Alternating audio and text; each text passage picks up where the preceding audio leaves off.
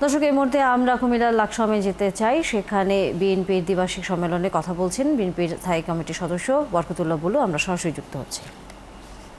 আলোচনা করে আমাদের সাথে যারা যুগপথে ছিল, হাসিনা বিরোধী আন্দোলনে ছিলেন, যারা 2024 সালে নির্বাচনে অংশগ্রহণ করে নাই, এই 42টি রাজনৈতিক দলের সাথে আলাপ আলোচনা করে আমরা 31 দফা প্রণয়ন করেছি।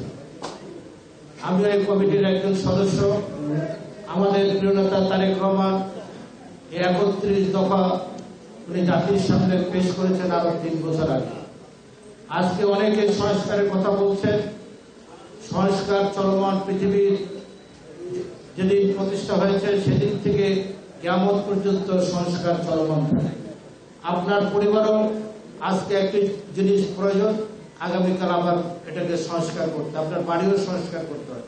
রাষ্ট্রের প্রয়োজনে, সমাজের প্রয়োজনে সংস্কার চলমান থাকে, সংস্কার কখনো শেষ হয় না। অতএব যারা সংস্কারের নামে বিভিন্ন কথাবার্তা বলে নির্বাচনকে বানচাল করতে চান, নির্বাচনকে বিলম্ব করতে চান, তাদেরকে আমরা একটি কথা বলতে চাই, নির্বাচিত সরকার ছাড়া বাংলাদেশের স্বাধীনতার সার্বভৌমত্ব টিকে থাকবে না।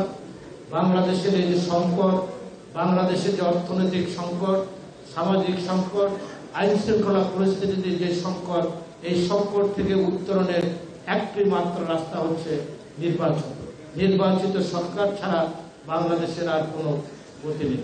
তাই আমরা এই কথাটি বলতে চাই। আমাদের প্রিয় নেত্রী, দেশ নেত্রী বেগম খালেদা জিয়া কয়েকদিন আগে একটি কথা বলেছেন।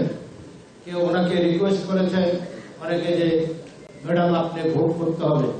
উনি বলেছেন ডিসেম্বরের মধ্যে যদি নির্বাচন হয় তাহলে আমি নির্বাচনে অংশগ্রহণ করব, ঠিক কিনা?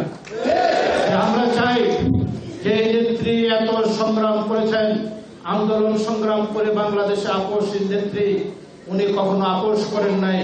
জীবনে ওনার একটি সন্তান মৃত্যুবরণ করেছেন, আর একটি সন্তান আহত হয়ে কোমর ভেঙে বিদেশে চিকিৎসাধীন তারেক রহমান, আর 8 বছর প্রায় কারাবন্দী অবস্থায় থেকে আপোষ করেন নাই ওনাকে।